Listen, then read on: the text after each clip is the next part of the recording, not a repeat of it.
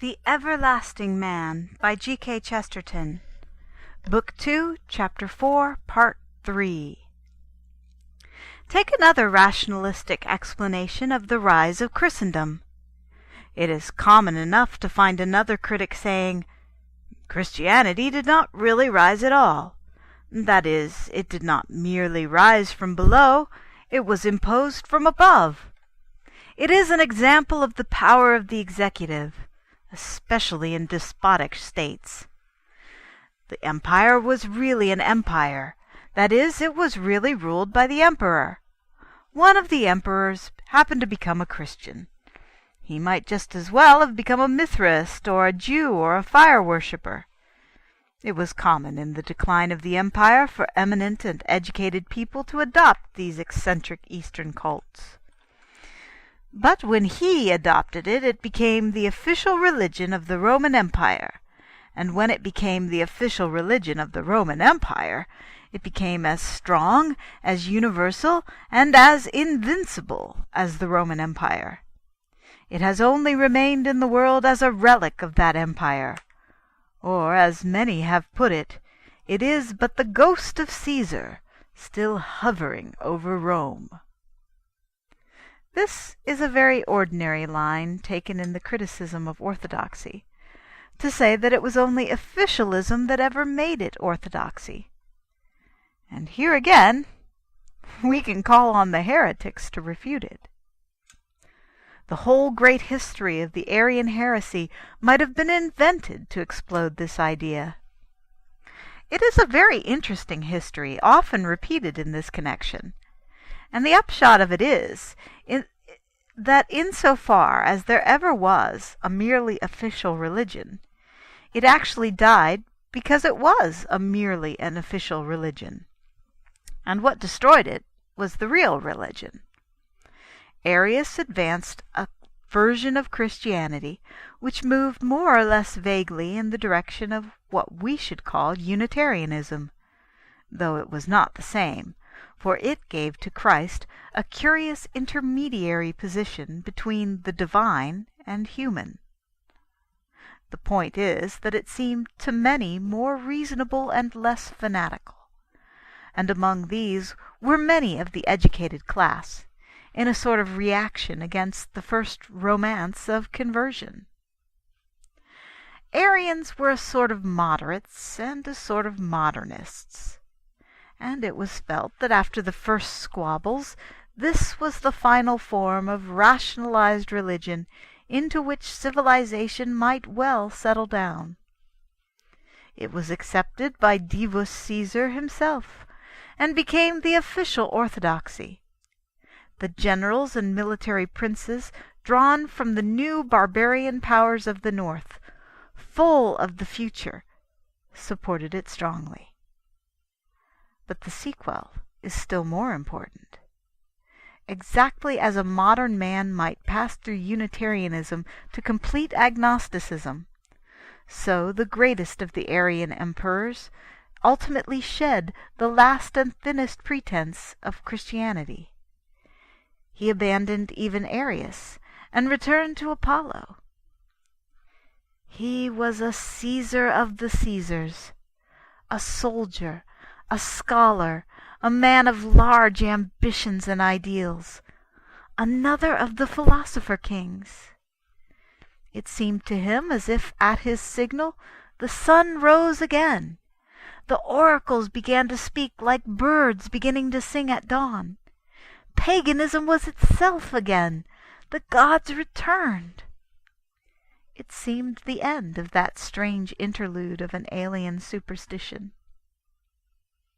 And indeed it was the end of it, so far as there was a mere interlude of mere superstition.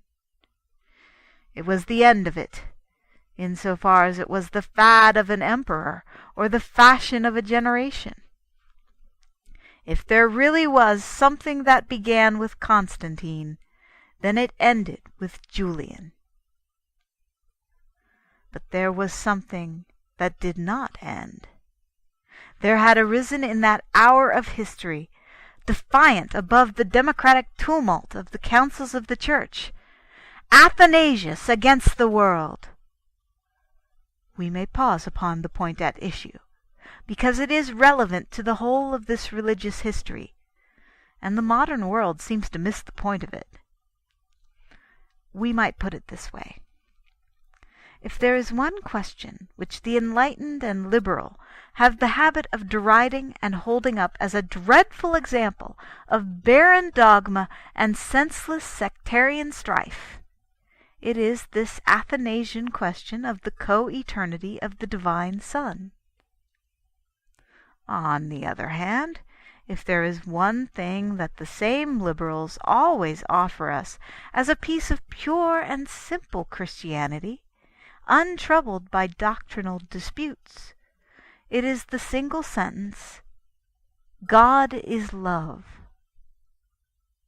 Yet the two statements are almost identical. At least one is very nearly nonsense without the other. The barren dogma is only the logical way of stating the beautiful sentiment. For if there be a being without beginning, existing before all things, was he loving when there was nothing to be loved? If through that unthinkable eternity he is lonely, what is the meaning of saying he is love? The only justification of such a mystery is the mystical conception that in his own nature there was something analogous to self-expression, something of what begets and beholds what it has begotten. Without some such idea, it is really illogical to complicate the ultimate essence of deity with an idea like love. If the moderns really want a simple religion of love, they must look for it in the Athanasian Creed. The truth is that the trumpet of true Christianity, the challenge of the charities and simplicities of Bethlehem or Christmas Day, never rang out more arrestingly and unmistakably. The truth is that the trumpet of true Christianity, the challenge of the charities and simplicities of Bethlehem or Christmas Day, never rang out more arrestingly and unmistakably than in the defiance of Athanasius to the cold compromise of the Arians.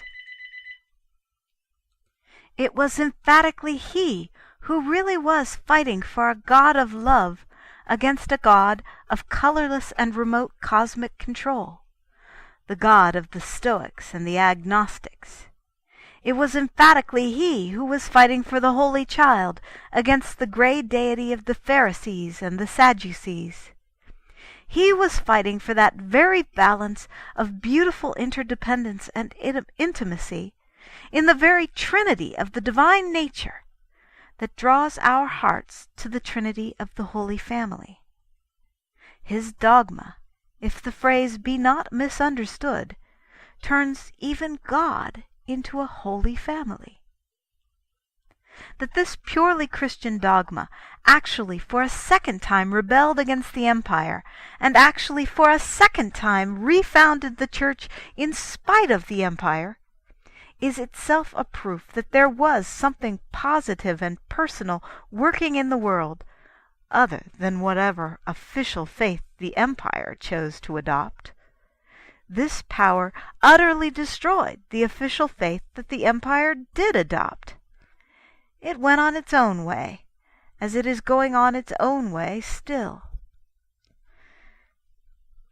There are any number of other examples in which is repeated precisely the same process we have reviewed in the case of the Manichaean and the Arian.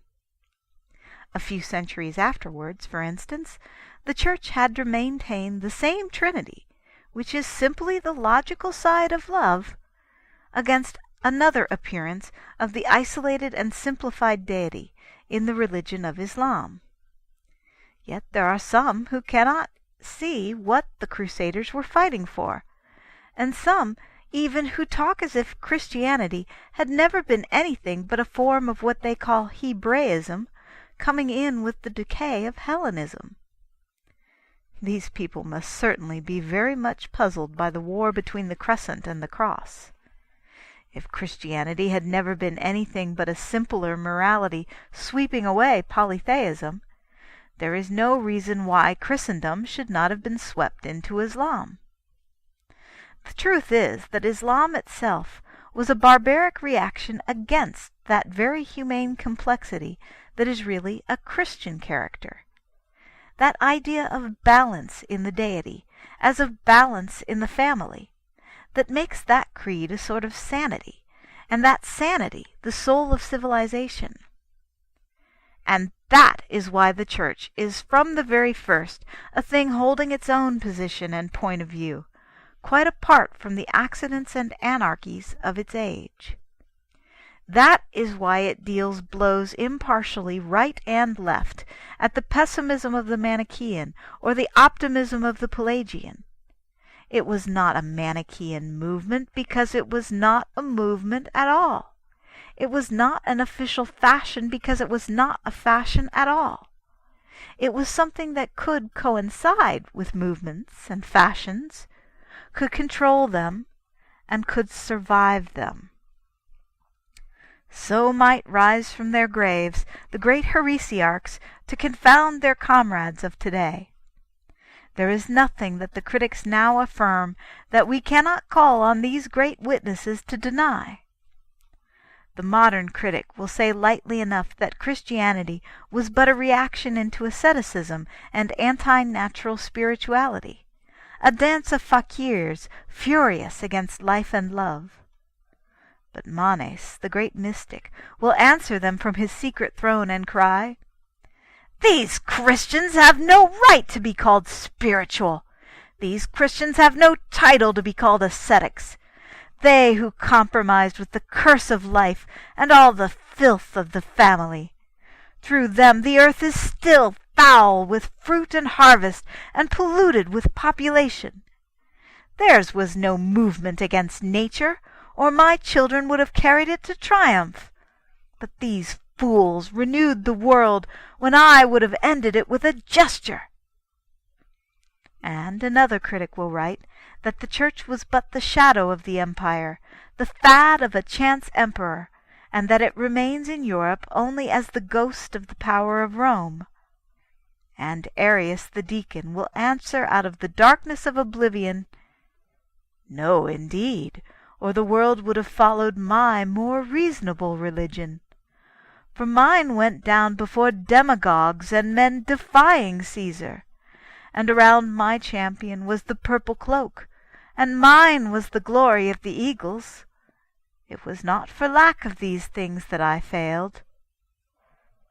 And yet a third modern will maintain that the creed spread only as a sort of panic of hellfire, men everywhere attempting impossible things in fleeing from incredible vengeance, a nightmare of imaginary remorse. And such an explanation will satisfy many who see something dreadful in the doctrine of orthodoxy. And then there will go up against it the terrible voice of Tertullian, saying, "And why then was I cast out? And why did soft hearts and heads decide against me when I proclaimed the perdition of all sinners? And what was this power that thwarted me when I threatened all backsliders with hell? For none ever went up that hard road so far as I, and mine was the credo quia impossibile." Then there is the fourth suggestion, that there was something of the Semitic secret society in the whole matter, that it was a new invasion of the nomad spirit, shaking a kindlier and more comfortable paganism, its cities and its household gods, whereby the jealous monotheistic races could after all establish their jealous God. And Mahomet shall answer out of the whirlwind, the red whirlwind of the desert, "Who ever served the jealousy of God as I did, or left him more lonely in the sky? Who ever paid more honor to Moses and Abraham, or won more victories over idols and the images of paganism? And what was this thing that thrust me back with the energy of a thing alive? whose fanaticism could drive me from Sicily and tear up my deep roots out of the rock of Spain? What faith was theirs who thronged in thousands of every class and country, crying out that my ruin was the will of God? And what hurled great Godfrey as from a catapult over the wall of Jerusalem? And what brought great Sobieski like a thunderbolt to the gates of Vienna? I think there was more than you fancy in the religion that has so matched itself with mine. Those who would suggest that the faith was a fanaticism are doomed to an eternal perplexity. In their account, it is bound to appear as fanatical for nothing, and fanatical against everything. It is ascetical, and at war with ascetics, Roman, and in revolt against Rome, monotheistic, and fighting furiously against monotheism, harsh in its condemnation of harshness, a riddle not to be explained even as unreason. And what sort of unreason is it that seems reasonable to millions of educated Europeans through all the revolutions of some 1600 years? People are not amused with a puzzle or a paradox or a mere muddle in the mind for all that time. I know of no explanation except that such a thing is not unreason, but reason. That if it is fanatical, it is fanatical for reason, and fanatical against all the unreasonable things.